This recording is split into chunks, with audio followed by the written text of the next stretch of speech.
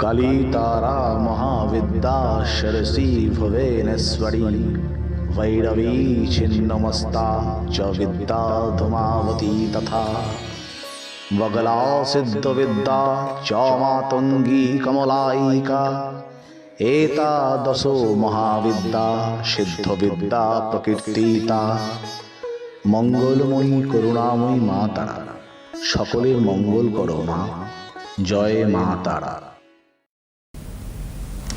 নমস্কার, শুভ সন্ধ্যা। সবাইকে স্বাগত জানিয়ে আমরা শুরু করছি জ্যোতিষ ও আধ্যাত্মিকতায় অমৃত ভবিষ্যৎ অনুষ্ঠান। জ্যোতিষ ও আধ্যাত্মিকতায় অমৃত ভবিষ্যৎ অনুষ্ঠানটি সনাতন জ্যোতিষী শক্তি উপাসক শ্রীকৃষ্ণ ভারতীর অনুষ্ঠান, যিনি প্রমাণ করেছেন জ্যোতিষশাস্ত্রের সঠিক প্রয়োগে প্রতিকার যদি সঠিক হয়, মানুষ কিন্তু জীবনে ঘুরে দাঁড়াতে পারেন। কেন বললাম প্রমাণ করেছেন কথাটি? তার কারণ অগণিত মানুষকে তিনি দেখেছেন এবং আধ্যাত্মিকতার সঙ্গে জ্যোতিষশাস্ত্রের যে ভূমিকা রয়েছে সেটা তার এই যে যজ্ঞ, সেই যজ্ঞই কিন্তু প্রমাণ করে দেয়। অনেক অনেক স্বাগত আপনাকে। প্রত্যেকেই নমস্কার।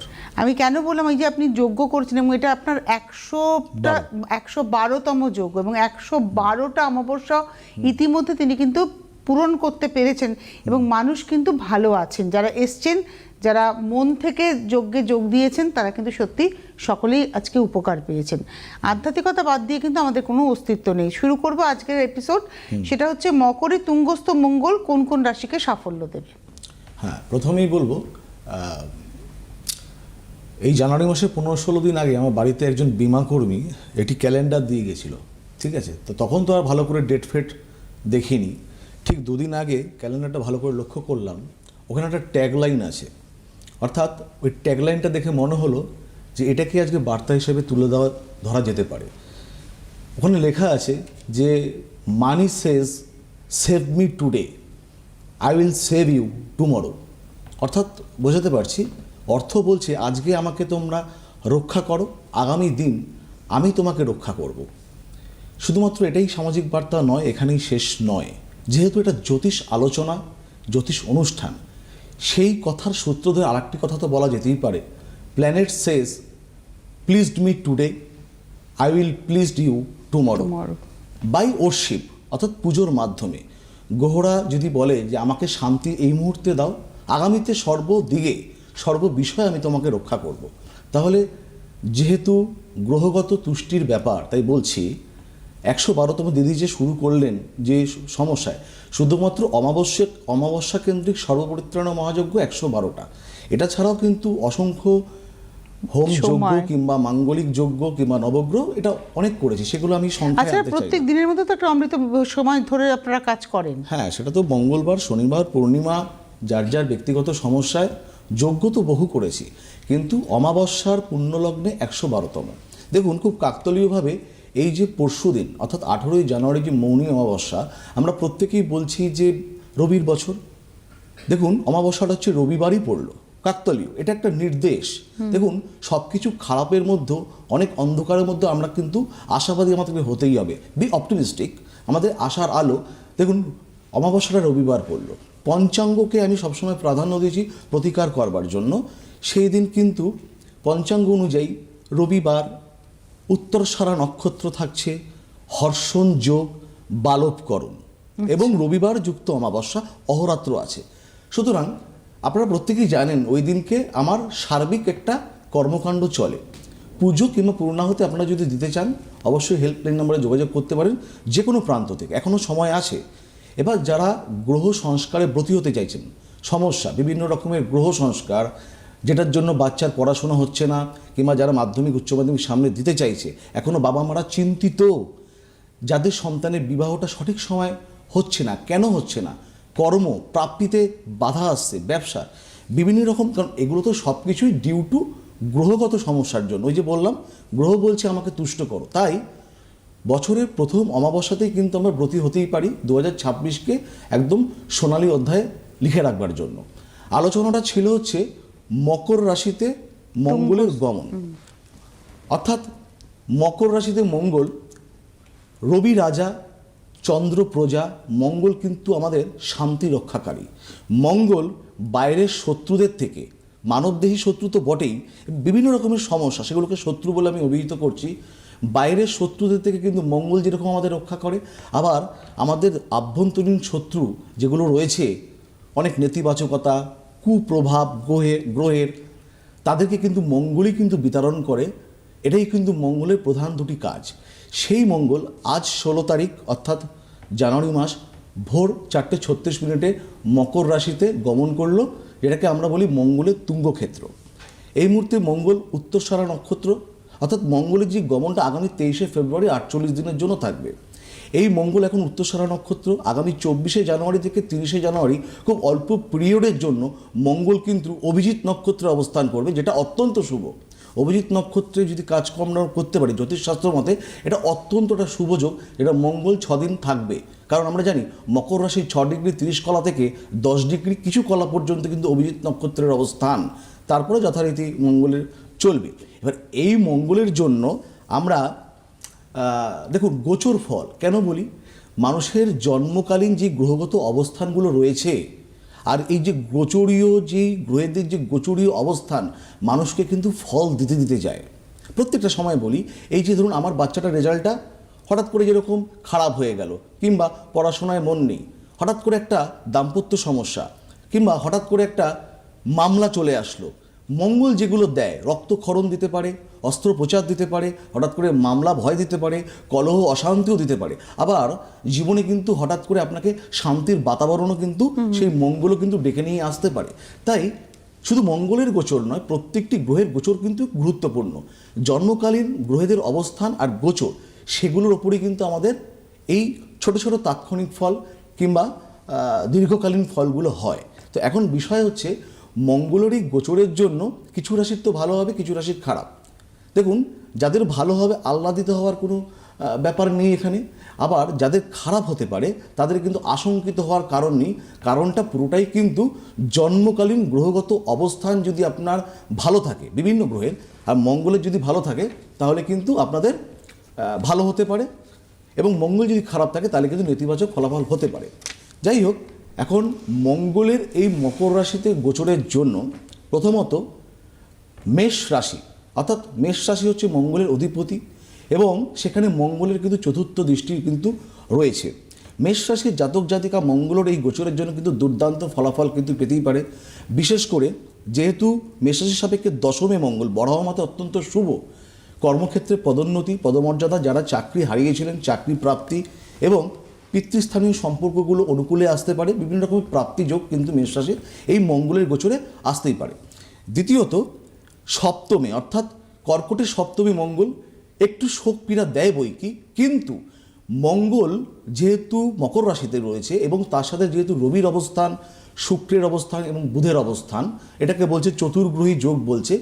সরাসরি কিন্তু প্রত্যেকটি গ্রহের কিন্তু সপ্তম পূর্ণদৃষ্টি কর্কট রাশিতে, যেটা অত্যন্ত শুভ হতে পারে, বিশেষ করে দাম্পত্য জীবনের জন্য, প্রণয় জীবনের জন্য, এমনকি ব্যবসা যারা করছেন তাদের জন্য, কর্মপ্রাপ্তির জন্য কিন্তু এটা অত্যন্ত শুভ সময় কিন্তু কর্কট রাশির কিন্তু আগামী দিন হতেই পারে। ফোন আছে নাকি? একটা টেলিফোন নিয়ে নি। হ্যাঁ, নিন। নমস্কার, কে রয়েছেন? হ্যালো, নমস্কার, আমি অনুরাধা মল্লিক বলছি। কোথা থেকে বলছেন? বেলেঘাটা থেকে। কার সম্পর্কে জানবেন? আমার মেয়ের সম্বন্ধে জানবো। আচ্ছা, দেখেন এই অনুষ্ঠান? হ্যাঁ হ্যাঁ ম্যাডাম। আচ্ছা, ডেট অফ বার্থ?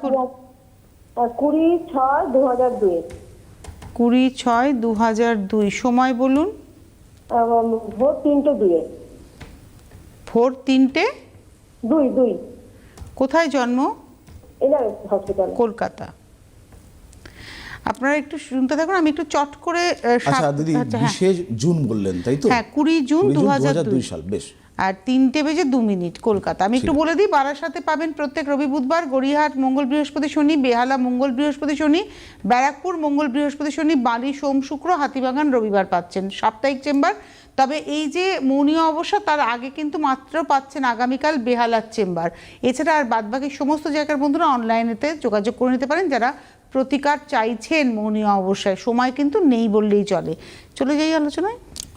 আচ্ছা, মেয়ের জন্মবার ছিল বুধবার রাত পেরিয়ে বৃহস্পতিবার, এবং বৃষ লগ্ন, এবং মেয়ের হচ্ছে কন্যা রাশি। জানা ছিল? হ্যাঁ হ্যাঁ হ্যাঁ। আচ্ছা, তাহলে আমি মেয়ের জন্মছকে সরাসরি আসছি।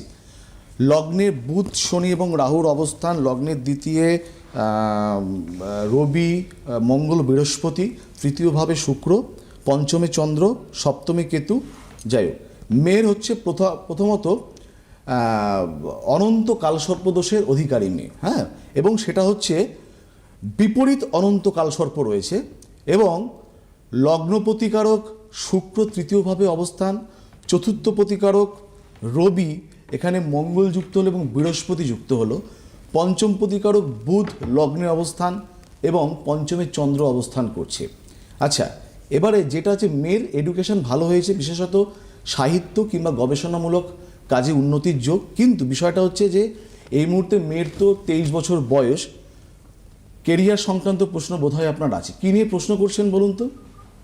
চাকরি এমএসসি ফার্স্ট ইয়ার করছে, চাকরিটা কোন লাইন নিয়ে করলে? এমএসসি কী নিয়ে করেছে? ভূগোলে এমএসসি। ভূগোলে, মানে একটা গবেষণামূলক পড়াশুনো, এবং এখন আপনার চাকরি সংক্রান্ত অর্থাৎ কর্ম সংক্রান্ত প্রশ্ন। দেখুন, প্রথমেই বলি, মেয়ের কিন্তু একাদশ প্রতিকারক বৃহস্পতি কিন্তু নাশস্ত হলো, কিন্তু মেয়ের কিন্তু ব্যাপারটা হচ্ছে লগ্নে শনি রাহু এবং বুধের অবস্থান, সেখানে শনি রাহু শ্রাপিত দোষ এবং বুধ রাহুর নাশ দোষ, সেটা ঠিক আছে। এখন বিষয়টা হচ্ছে দশম প্রতিকারক অর্থাৎ কর্ম প্রতিকারক শনি এখানে লগ্নের অবস্থান করছে, যেটা এক ধরনের ক্ষেত্র সিংহাসন যোগ। এখন আমি আসছি আপনার মেয়ের বর্তমান দশাতে, তাহলে ব্যাপারটা পুরোটা চলে আসবে। দেখুন, মেয়ের কিন্তু এই মুহূর্তে রাহুর মহাদশা চলছে, যেটা 2006 সাল থেকে শুরু হলো, যেটা এই মুহূর্তে রাহুর মহাদশার সাথে কিন্তু ওর একদম লাস্ট ফেজ, অর্থাৎ রাহুর মহাদশা এবং মঙ্গলের অন্তর্দশা 2023 সাল থেকে শুরু হলো। অর্থাৎ রাহু দুটোই হচ্ছে পাপগ্রহ। চেষ্টা চরিত্র কি চালাচ্ছে নাকি? হ্যাঁ, পড়াশোনা করছে। পড়াশোনা হচ্ছে তো, এখন তো কোন ইয়ার করছে? এমএসসি কি কমপ্লিট হয়েছে? First year. এমএসসি কি কমপ্লিট হয়েছে? না না, 22 হয়নি, করছে রানিং। আচ্ছা, তাহলে পড়তে পড়তে এখন কি চাইছে? প্যারালালি কি চাকরির খোঁজ খবর চাইছে নাকি? হ্যাঁ, চাকরি এমনি পড়াও করছে, কম্পিটিটিভ পরীক্ষা। মানে উনি চাইছেন জানতে যে এই যে এমএসসিটা কমপ্লিট হবে, তারপরে ওর একটা কেরিয়ার হবে কিনা। দেখুন, আমি একটা বলে দিই, এখন বর্তমানে হচ্ছে মেয়ের তো রাহুর দশা চলছে, তো এই বৃহস্পতির মহাদশা শুরু হবে, ঠিক আছে? বৃহস্পতি হচ্ছে মেয়ের একাদশ প্রতিকারক গ্রহ, যদিও সে বৃহস্পতির আর নাশস্থ, হ্যাঁ, কিন্তু জন্মছকে কিছু ভুল সিদ্ধান্ত হতে পারে। এমনি কি সিদ্ধান্ত, মানে মেয়ে কি চাইছে, কলকাতাতেই থাকতে চাইছে নাকি কলকাতার বাইরে যেতে চাইছে? না, কলকাতার মধ্যে পড়াশোনা বা চাকরি যদি কলকাতার মধ্যে হয় খুব ভালো হয়। পরবর্তীতে ফার্দার এডুকেশন অর্থাৎ পিএইচডি কিছু করতে চাইছে না মেয়ে? না না, এখন চাকরিটা মানে এমএসসি করবো, চাকরিটা পেলে খুব ভালো হয়। সরাসরি কর্মে, যাই হোক, কর্ম হবে, তবে 2027 সালটা ওর ক্ষেত্রে ভালো হবে। আর যদিও বৃহস্পতির মহাদশা শুরু হবে, সেটা কিন্তু নাশস্থ, এটাকে ছোট করে একটু প্রতিকার প্রতিবিধান, এবং যেহেতু লগ্নে নাশ দোষ এবং সাপিত দোষ, তাহলে কিন্তু মেয়ের মোটামুটি কেরিয়ারিস্টিক। কারণ দশমপতি শনি যেহেতু ক্ষেত্র সিংহাসন যোগে আবদ্ধ হলো, যদিও সেটা শনি রাহু সাপিত দোষ, ক্ষেত্র সিংহাসন যোগ থাকা অত্যন্ত ভালো। তাদের কর্মক্ষেত্রের নাম যশ প্রতিপত্তি এবং যোগ্যতা অনুযায়ী কর্মলাভ হবে বটে, তবে ফার্দার এডুকেশন করতে পারতো, যেহেতু পঞ্চমে চন্দ্র রয়েছে, ঠিক আছে? যাই হোক, সিদ্ধান্ত ভালো নেই, যেটা নেবে আশা করি ঠিকঠাক করেই নেবে। কারণ সিদ্ধান্ত যদি ভুলচুক হয়, কারণ লগ্নে কিন্তু নাশ দোষ, যদি পড়াশোনার সুযোগ থাকে তাহলে পড়াশোনা করুক, কিন্তু আপকামিং ডেজ ওর কেরিয়ার কিন্তু ভালো হবে 2027 সাল থেকে। কেমন? আচ্ছা, শরীরস্বাস্থ্যটা কেমন যাচ্ছে? বুঝলাম না কি? শরীরস্বাস্থ্যটা শরীর স্বাস্থ্য কেমন যাবে? দেখুন, লগ্নপতি শুক্র তৃতীয়ভাবে রয়েছে, কিন্তু লগ্নে একাধিক গ্রহ সন্নিবেশের জন্য দুটো নেতিবাচক যোগ সৃষ্টি করলো, একটা নাশ দোষ, একটা সাপিত দোষ, এবং লগ্নে শনি একটু মানসিকভাবে একটু নার্ভাস সিস্টেমকে এখানে কোলাপস করতে পারে, এবং চিন্তা হতাশা এগুলো কিন্তু বৃদ্ধি পেতে পারে। এছাড়া কিন্তু ভয়াবহ কোনো সমস্যা হবে না, শুধু এই দুটো দোষকে কাটিয়ে নিতে হবে। ধন্যবাদ ফোন করার জন্য। আসলে তো আমি বলবো আপনারা একটি প্রশ্নই জানার চেষ্টা করুন, তাহলে আমাদের আলোচনাটাকে এগিয়ে নিয়ে যেতে সুবিধা হয়।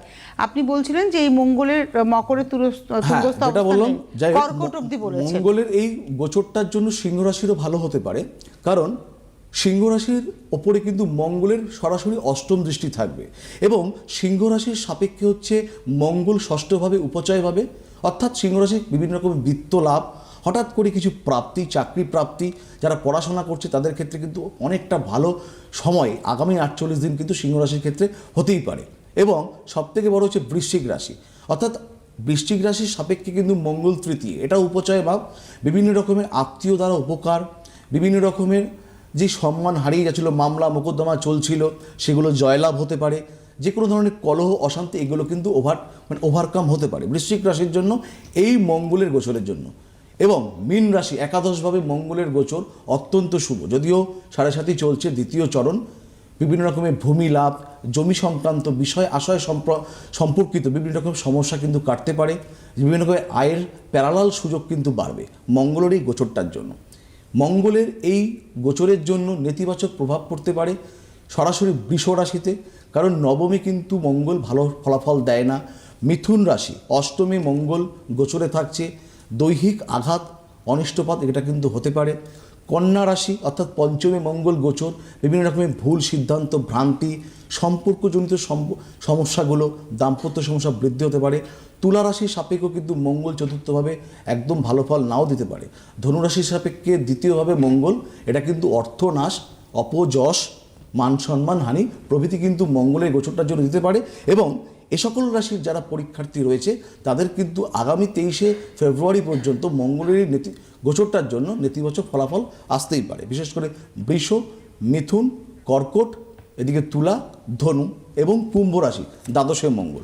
তাহলে এটা গেল মঙ্গলের গোচর। তো যাই হোক, এবারে যেটা মূল বলার বক্তব্য, ফোন আছে নাকি?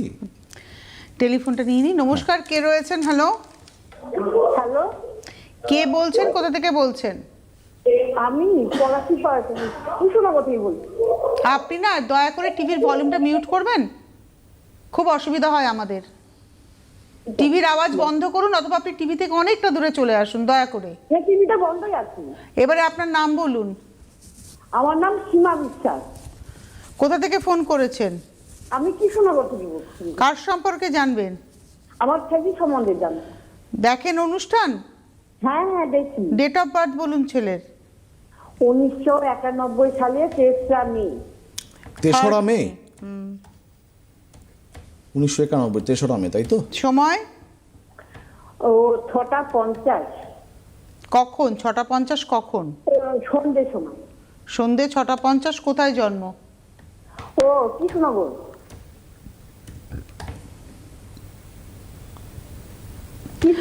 হ্যাঁ, আমি একটু বলে দিয়ে নিই। বাইরের চেম্বার তারাপীঠ তো পাচ্ছেনই 18 তারিখে, এর বাইরে মেচেতা মেদিনীপুর 20 জানুয়ারি, বর্ধমান 21শে জানুয়ারি, গৌহাটি 25শে জানুয়ারি, জামশেদপুর 31শে জানুয়ারি, বোলপুর 2রা ফেব্রুয়ারি, মালদা 3রা ফেব্রুয়ারি, বহরমপুর এবং কৃষ্ণনগর 5ই ফেব্রুয়ারি, শিলিগুড়ি 8ই ফেব্রুয়ারি, কোচবিহার 9ই ফেব্রুয়ারি, দুর্গাপুর এবং আসানসোল 11ই ফেব্রুয়ারি। আবারও বলে দিচ্ছি, তারাপীঠের এই মৌনী অবশ্যই আপনারা কিন্তু তারাপীঠ চেম্বার পাচ্ছেন 18 তারিখ। তার আগে একমাত্র কালকে বেহালা চেম্বার পাচ্ছেন, এছাড়া অনলাইনে আপনারা সব জায়গা থেকেই পেয়ে যাচ্ছেন। কারণ সময় খুব সীমিত, যারা যোগাযোগ রাখতে গেছেন তারা অনলাইনের মাধ্যমেই এই একটা দিন মাঝখানে যোগাযোগ রাখতে পারেন। আচ্ছা, আমি আসি, ছেলের কি তুলা লগ্ন এবং ধনুরাশি ছিল আপনার? আমি ওগুলো জানি না। যাক, তাহলে ছেলের তুলা লগ্ন ধনুরাশিতে জন্ম, কেমন? আসছি, দেখুন ছেলের 91 সাল অর্থাৎ 34 বছর বয়স। দেখুন লগ্নের তৃতীয়ভাবে চন্দ্র রাহু, চতুর্থভাবে শনি, লগ্নের ষষ্ঠে বুধ এবং রবি হচ্ছে সপ্তমে, নবমে হচ্ছে শুক্র, মঙ্গল, কেতু। যাই হোক, এখন বিষয়টা হচ্ছে যে শুক্র, মঙ্গল, কেতু ভাগ্যভাবে, দশমে বৃহস্পতি উচ্চস্থ। বিষয়টা হচ্ছে 34 বছর বয়স, দশমপতি চন্দ্র এখানে দশমপতি এবং তৃতীয়পতি ক্ষেত্র বিনিময় বৃহস্পতি চন্দ্রের মধ্যে অত্যন্ত শুভ, অত্যন্ত শুভ ক্ষেত্র বিনিময় যোগ হলো। আমার কথাটা শুনতে পাচ্ছেন? হ্যাঁ হ্যাঁ শুনতে পাচ্ছি। কর্মস্থান ছেলে নিশ্চিতভাবে ভালো, হ্যাঁ, তবে ক্ষেত্র সিংহাসন যোগ, ক্ষেত্র বিনিময় যোগ হলো এখানে বৃহস্পতি চন্দ্রের, এবং বৃহস্পতি হচ্ছে কর্মভাবে উচ্চস্থ। সপ্তমে রবি উচ্চস্থ, কিন্তু সপ্তমপতি মঙ্গল এখানে শুক্রযুক্ত, কেতুযুক্ত হলো ভাগ্যভাবে। বিবাহিত জীবনে পদার্পণ কিংবা দাম্পত্য জীবনে অতিবাহিত হওয়ার ক্ষেত্রে বিড়ম্বনা থাকতে পারে। এবার আপনার প্রশ্নটা বলুন। মানে আপনি বলছেন বিয়ে এখনো হয়নি? বিয়ে হয়নি ব্যাপারে জানতাম। কি জানতেন বিয়ের ব্যাপারে? কি জানতেন? ওই যে বিয়েটা তো কেমন হবে হচ্ছে না। 34 বছর বয়স, বিয়ে দেননি কেন এখনো? বৃষ্টি হচ্ছে না। দেখুন, সেটাই উনি বললেন কিন্তু আমি কি বললাম কথাটা বুঝতে হবে। বিবাহিত জীবনে অতিবাহিত হওয়ার ক্ষেত্রে সমস্যা, হ্যাঁ, তার মানে নয় লেট ম্যারেজ, বিলম্বিত বিবাহ, কিংবা চেষ্টা করছেন হচ্ছে না। কেন হচ্ছে না বলে দেবো কি? বলেন। দেখুন, লগ্ন সাপেক্ষে বিচার করলে তো সপ্তমে রবি উচ্চস্থ, অনেকে লাফালাফি করবে। সেই সপ্তমপতি মঙ্গল ভাগ্যভাবে সেখানেও লাফালাফি করবে। কিন্তু দেখুন, সপ্তমপতি মঙ্গল শুক্রযুক্ত, মঙ্গল শুক্রের কম্বিনেশন কখনোই শুভ নয়। সেই শুক্র কেতুযুক্ত হলো ভাগ্যভাবে জড়ত্ব দোষ, মঙ্গল কেতু যোগ। আমি যদি চন্দ্র সাপেক্ষে বিচার করি তাহলে সরাসরি সপ্তমে মঙ্গল, অর্থাৎ মাঙ্গলিক ভৌম দোষ। তাহলে ছেলে কি করে প্রথমে বলুন তো? ও ছেলে এমনি এটা চাকরি করে, কোম্পানিতে চাকরি। মানে মোটামুটি চলছে তো, মানে স্যাটিসফাইড তো ছেলে? হ্যাঁ হ্যাঁ, দেখুন ছেলে, ঠিক আছে, কিন্তু এটা বিয়ে থার ব্যাপারে একটু চাকরি নিয়ে প্রশ্ন দেখো নেই। দুটো কথা বলে দিই। প্রথমে আমি বললাম যে কর্ম সংক্রান্ত অত্যন্ত ভালো হবে, কারণ দশমপতি এবং তৃতীয়পতি বৃহস্পতি চন্দ্র এখানে ক্ষেত্র বিনিময় করলো, দশমে বৃহস্পতি উচ্চস্থ, সেটা নিয়ে কোনো সন্দেহ নেই। কিন্তু বিয়ে নিয়ে সমস্যা। এখন হচ্ছে 34 বছর, চন্দ্র সাপেক্ষে মঙ্গল কেতুযুক্ত, শুক্রযুক্ত হলো, সেখানে শুক্র কেতু যোগ, জড়ত্বদোষ সৃষ্টি হলো। এই ছোট্ট জিনিসটাকে একটু আলোকপাত করুন, তাহলে ছেলের 2026 সালেই বিয়ে হবে এবং উইদিন ভেরি শর্ট টাইম, 4-5 মাসের মধ্যে ভালো সম্পর্ক এবং সম্বন্ধ কিন্তু সৃষ্টি হবে। কেমন? আপনার বাড়ি কৃষ্ণনগরে, আপনি দেখুন কৃষ্ণনগরে 5ই ফেব্রুয়ারি চেম্বার রয়েছে ওনার। আপনি 5ই ফেব্রুয়ারির জন্য এখন থেকে নাম এনরোল করুন। দুটো কথা বলে দেবো। মৌনী অমাবস্যার উপাচার সবাই করতে পারে। উপাচারটি বলবো, যেটা রয়েছে যে প্রথমত নীরবতা কিংবা একটা মৌনতা পালন করতে হবে যতদূর সম্ভব। মানে সর্বসমস্যার সমাধানে কি কি করণীয়? যেটা হচ্ছে প্রথমত নীরবতা পালন করব, হ্যাঁ, যতটা কুকথা বাজে কথা বলবো না, এবং পুজো পূর্ণাহুতি এগুলো দেব। যদি কালী ঠাকুরের মন্দির কিংবা তারাপীঠে, তারা পায় মায়ের মন্দির, যেখানে যেখানে খুশি। বিশেষ করে ছাত্রছাত্রীদের উদ্দেশ্যে বলছি, এই মৌনী অমাবস্যার দিন থেকে পড়ার ঘরে তার অভিভাবকরা করতে পারে চন্দনের, শ্বেত চন্দনের গুঁড়োর সাথে ধুনো দিতে পারে প্রত্যহ। তাতে কিন্তু বিশেষ করে যারা মাধ্যমিক, উচ্চ মাধ্যমিক কিংবা বিভিন্ন রকম প্রবেশিকামূলক পরীক্ষাগুলো দেবে, অত্যন্ত সুফল পেতে পারে। যারা যে কোনো ধরনের আর্থিক সমস্যা ভোগ করছে, ব্যবসা কিংবা কর্ম, তারা রবিবার দিনকে অশ্বত্থ গাছের পাতা বাড়িতে এনে একটা সেটাকে ধুয়ে তর্জনী দিয়ে স্বস্তিক চিহ্ন এঁকে বাড়িতে যেখানে টাকা পয়সা রাখেন সেখানে রেখে দিন। যারা দাম্পত্য জীবনে সমস্যা ফেস করছেন এই মৌনী অমাবস্যার দিন, তারা এই মৌনী অমাবস্যা থেকে সপ্তাহে অন্তত 2-3 দিন স্নানের জলে দুধ কিংবা দইয়ের ব্যবহার করুন। মৌনব্রত পালন করার সাথে সাথে গ্রহ প্রতিবিধান করুন, অত্যন্ত ভালো। আরেকটা জিনিস বলবো, ছাত্রছাত্রীদের জন্য বিশেষ করে, হ্যাঁ, কারণ আমরা সবাই জানি নীল সরস্বতী, নীল সরস্বতী, নীল সরস্বতী। দেখুন, তারামায়া একরূপ হচ্ছে নীল সরস্বতী। হ্যাঁ, আমরা যদি দেখি বৌদ্ধতন্ত্রে আমরা দেখেছি কিংবা শুনেছি যে দশমহাবিদ্যার নবম দেবী মাতঙ্গী দেবী কিন্তু সরস্বতী স্বরূপা।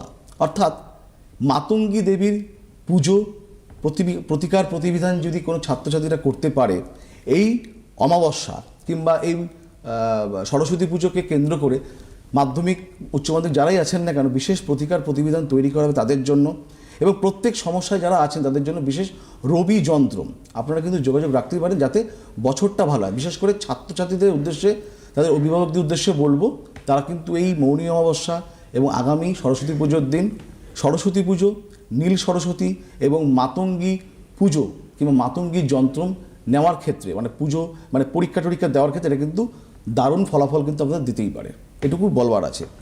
আর যারা পুজো কিংবা সরাসরি অংশগ্রহণ করতে চান তারা অনলাইনে যোগাযোগ রাখতে পারেন। মাঝখানে হয়তো 1 দিন কিংবা 1.5 দিনের মতন সময় আছে। প্রতিকারের জন্য এখনই যোগাযোগ তারা এখনো করতে পারেন। হ্যাঁ, অত্যন্ত শুভ যোগ পঞ্চাঙ্গ অনুযায়ী, শুধুমাত্র অমাবস্যাই না, অত্যন্ত স্ট্রং অমাবস্যা এটা।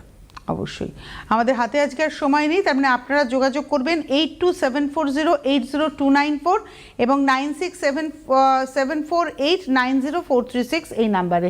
আজকে এই মুহূর্তে এই পর্যন্তই। অনেক ধন্যবাদ জানাবো আপনাকে এবং অবশ্যই ধন্যবাদ আপনাদের। নমস্কার। নমস্কার।